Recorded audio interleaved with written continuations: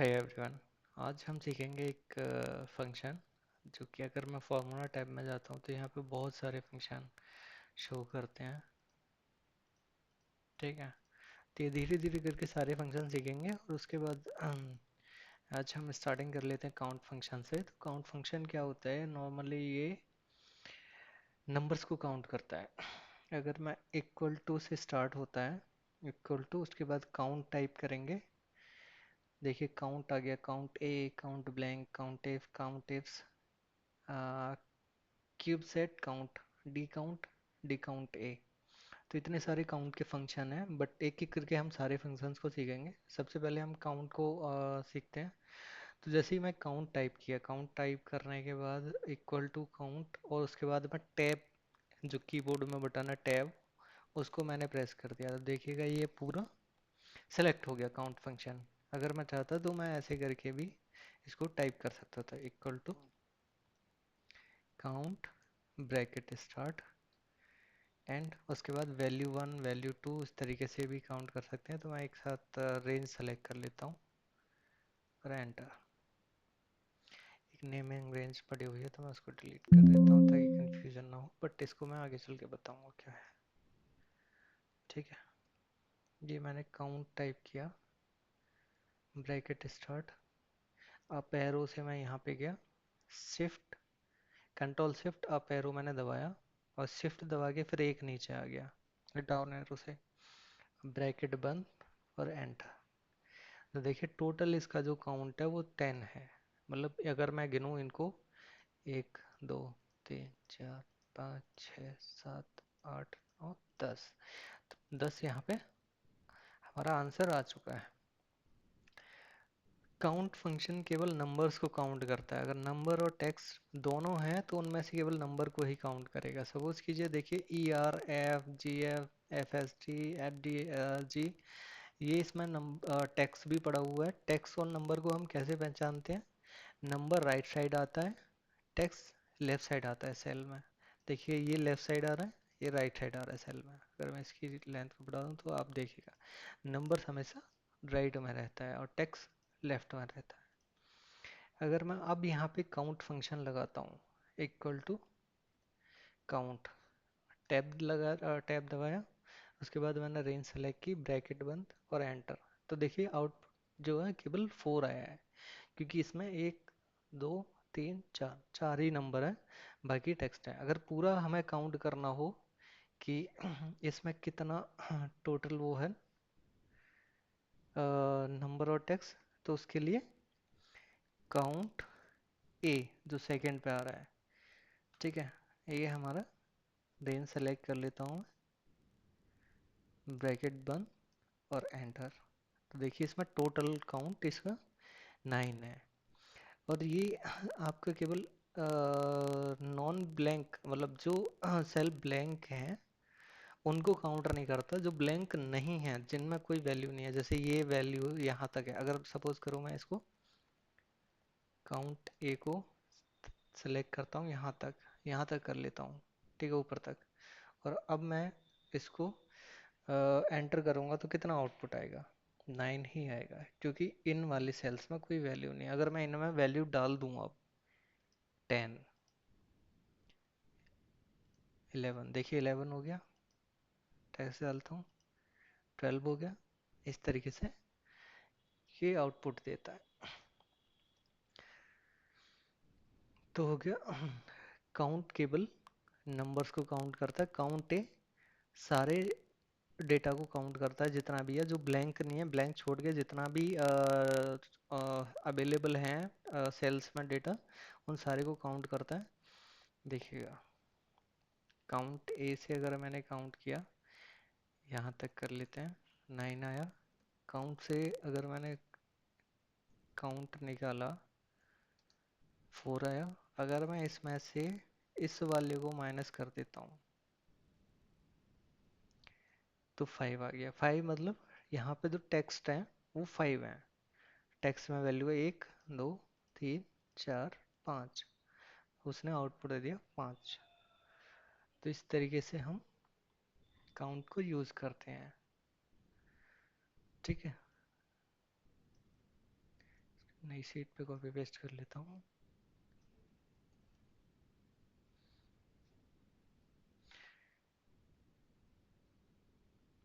हाँ, एक चीज़ और, इसमें हम जैसे स्टार्ट करते हैं फंक्शन तो काउंट इक्वल टू से स्टार्ट करते हैं। देखिए मैंने यहाँ पे इक्वल टू लगाया है, कोई फंक्शन टाइप करने से पहले इक्वल टू लगाया है। अगर मैं इक्वल टू की जगह और कुछ लगाना चाहूँ तो बिल्कुल लगा सकता हूँ। मैं यहाँ पे प्लस लगाया और काउंट टाइप किया, तब भी ये सेम रिजल्ट देगा। ठीक है, अगर माइनस लगाऊं तो तब भी ये सेम रिजल्ट देगा। और कोई टाइप करो, इस पे काम नहीं कर रहा, केवल प्लस माइनस इक्वल टू पे काम करता है। परसेंटेज लगाओ तो नहीं, हैश नहीं, केवल इसकी तीन चीज़ों से स्टार्ट करते हैं। प्लस से कर सकते हैं, माइनस माइनस से कर सकते हैं, या फिर इक्वल टू से कर सकते हैं। तीन साइन से फंक्शंस को यूज कर सकते हैं, आउटपुट सेम ही रहेगा।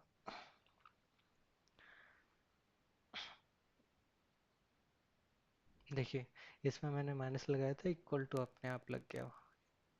इसमें भी प्लस लगाया था, इक्वल टू अपने आप लग गया। ये ऑपरेटर अपने आप ले लेता है इक्वल टू। ओके, इसके आगे चलते हैं। Count blank. काउंट ब्लैंक क्या काम करता है कि जो ब्लैंक वैल्यूज हैं जिनमें कि डेटा नहीं है, ठीक है, उन वैल्यूज को काउंट करने के लिए। अभी जैसे मैं यहाँ से लेके यहाँ तक सेलेक्ट की रेंज, C2 से लेके C11, यानी कॉल सी कॉल C2 यहाँ से लेके C11 यहाँ तक मैंने रेंज सेलेक्ट की और एंटर मारा, तो देखिए एक भी ब्लैंक नहीं है। अगर मैं इस रेंज को बढ़ा दूं, यहाँ पे C12 कर दूं, तो देखिए एक ब्लैंक आ गया, क्योंकि यहाँ पे इस वाली सेल में कोई वैल्यू नहीं है। अगर इसको 13 कर देता हूँ मैं, तो देखिए 2 आ गया। ये ब्लैंक सेल को काउंट करने के लिए, जिन सेल में डेटा नहीं है उन सेल को काउंट करने के लिए काउंट ब्लैंक का हम यूज करते हैं। ठीक है, अब हम चलेंगे।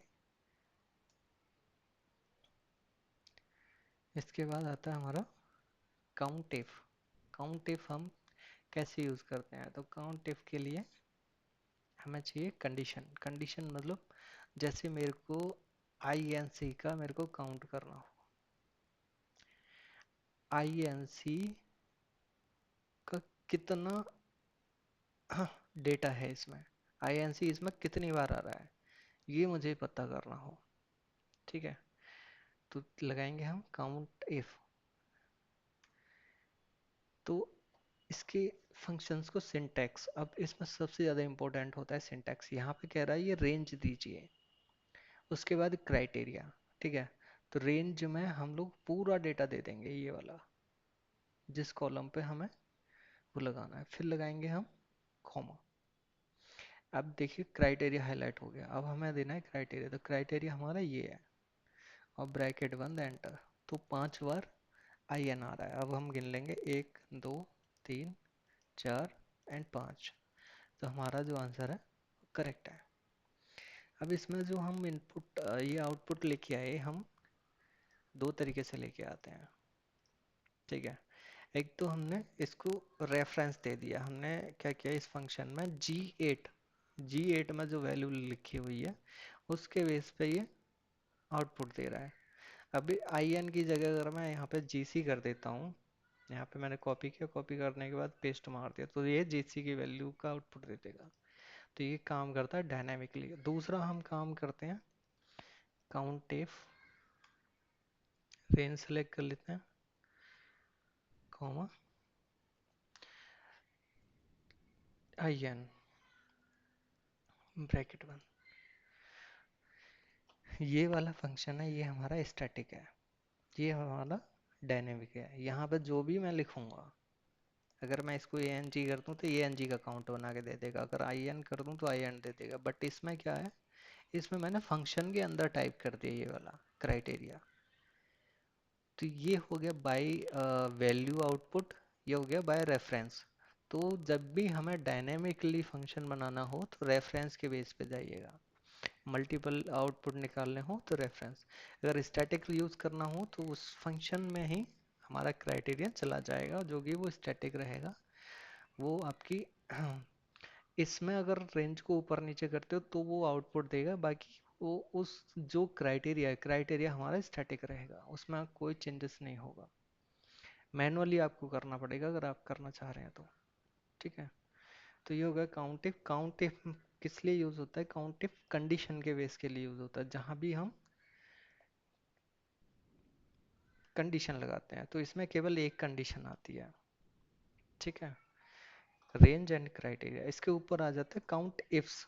इससे देखिए, इसके नीचे आ रहा है काउंट इफ्स।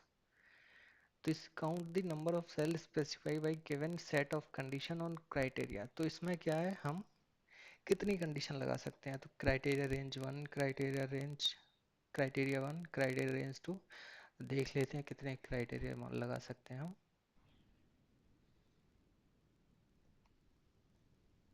100 तक गया।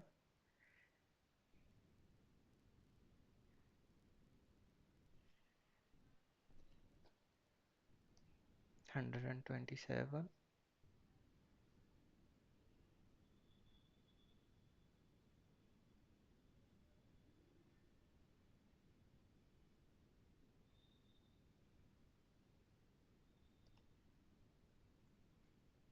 देखिए, इसमें हम 127 क्राइटेरिया लगा सकते हैं, और काउंट इफ में हम केवल एक लगा सकते हैं। काउंट इफ में भी जब चैलेंजिंग थिंग करने हो तो हम दो कंडीशन भी लगा सकते हैं, तीन भी लगा सकते हैं। और दूसरा, हम काउंट प्लस इफ, ये भी एक फॉर्मूला बना के हम मल्टीपल कंडीशन पास कर सकते हैं। ठीक है, डिपेंड करता है कि आपका यूज केस कैसा है। तो हम अभी बेसिक चीज़ें समझते हैं, बेसिक फॉर्मूले समझते हैं। जब हम एडवांस एक्सेल की तरफ जाएंगे तो हम इनकी चैलेंजिंग चीज़, जो चैलेंज के साथ हम लोग कर सकते हैं, एक ही काउंट इफ में तीन कंडीशन कैसे डाल सकते हैं, चार कंडीशन कैसे पास कर सकते हैं। ठीक है, उस तरीके से हम लोग चीज़ों को समझेंगे। तो अभी मैं आपको काउंट इफ्स सिखा देता हूँ। काउंट इफ्स पे जाते हैं। क्राइटेरिया रेंज वन, जो हमारी क्राइटेरिया की रेंज है वो ले ली। इसके बाद हमारा क्राइटेरिया वन, क्राइटेरिया वन हमारा ये आ गया। ठीक है,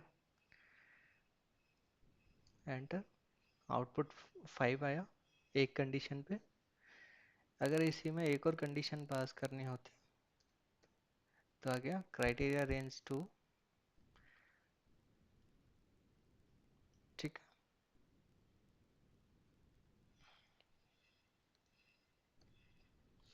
क्राइटेरिया रेंज टू। अब देखिए, हाईलाइट कर दे इसने criteria two. Criteria range one, जो भी रिक्वायरमेंट होगी वो आप यहाँ पे सिंटेक्स में देखते जाइए। क्राइटेरिया टू देना है मेरे को, तो क्राइटेरिया टू में दे देता हूँ मैं एक मैनुअल टेक। एंटर। 4 आ रहा है, दो कंडीशन मैंने पास की। चलो इसको भी रेफरेंस दे देता हूँ मैं।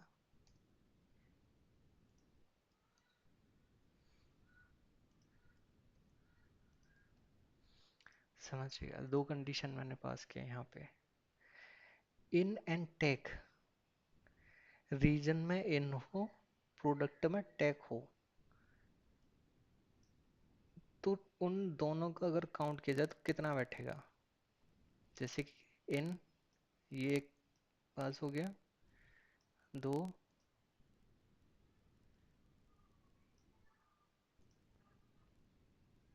जीसी आ गया, टेक आ गया। तो इन एप्स, दोनों कंडीशन पास होने चाहिए। इन, इसमें इन आना चाहिए, इसमें टेक आना चाहिए। ठीक है, दोनों कंडीशन पास हो रही हैं। टोटल काउंट कितना आ रहा है? 4। इस तरीके से हम कंडीशन को पास कर सकते हैं। ठीक है, ये हो गया हमारा। उसके बाद कौन सा फंक्शन आया? अच्छा, क्यूब काउंट। क्यूब काउंट ये आपका डेटाबेस पे काम करता है। डेटाबेस मतलब जैसे कोई रेंज होल्ड की हुई है पाइवट टेबल या फिर टेबल में, तो इसको मैं आगे चल के बताऊंगा। एक कहता है D count, D count, D count. हाँ, डेटाबेस काउंट है, इसको भी हम लोग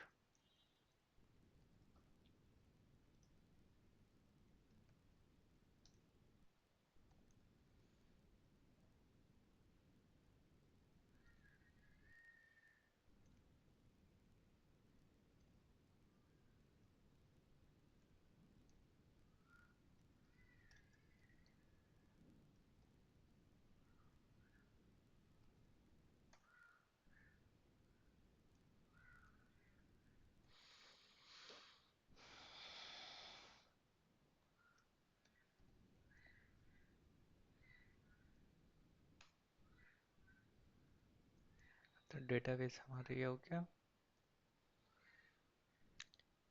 फील्ड, ठीक है, फील्ड दे देता हूँ मैं, ये काउंट करे। बट इसका मैं बताता हूँ, एक बार दिखा देता हूँ आपको। क्राइटेरिया हमारा ये रहा।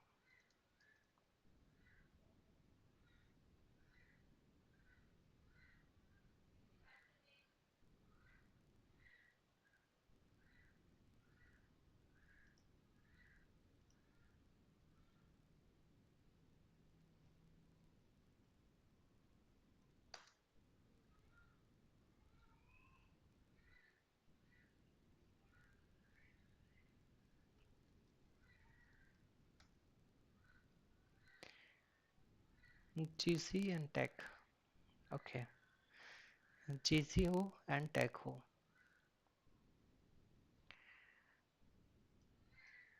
एक, दो, तीन, चार, तो उसने करेक्ट आउटपुट दिया। जो मैंने फील्ड दिया था, ओके, इसको अगर मैं देता हूँ, अच्छा, जिन फील्ड को मैंने सेलेक्ट कर रखा है उन्हीं फील्ड को देना होगा। ओके, ओके, तो ये ऑप्शनल है एक्चुअल में। डी काउंट,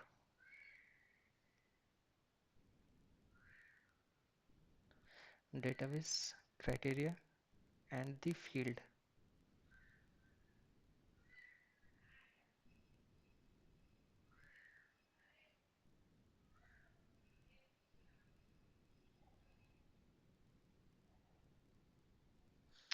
मेनली ये जो काम कर रहा है वो आप देखिएगा, ये हमारा डेटाबेस हो गया, ये हमारा क्राइटेरिया। उसके बाद ये मतलब क्राइटेरिया आपका लिखा होना चाहिए विद फील्ड हेडर, उसी के बेस पे ये काम करता है। बट एक बार हम देख लेते हैं इसको। अच्छा, टी काउंट ये रहा।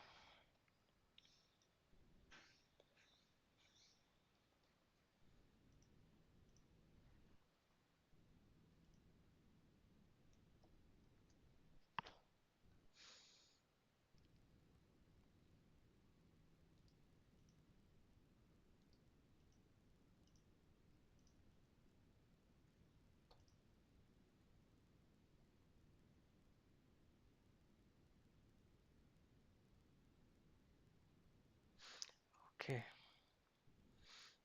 ये फील्ड का हेडर मांगता है कि किस फील्ड पे आपको वो लगाना है, फील्ड का हेडर।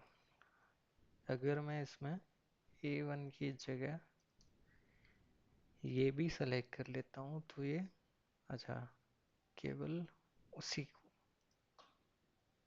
जो आपने रेंज सेलेक्ट किया। ओके, तो जो फील्ड है, फील्ड का हेडर देंगे, हेडर के बेस पे ये आउटपुट देगा। अब उसने क्या किया है कि डी काउंट में हमने दो कंडीशन डाली यहाँ पे, A1 से B11, A1 से B11 हमने रेंज सेलेक्ट की। B1 में जाके काउंट करे G1 से लेके H2, G1 से लेके H2 का जो रेंज है उस क्राइटेरिया को कितना फुलफिल कर रहा है, ये डिटेल इस तरीके से हम डी काउंट को यूज करते हैं।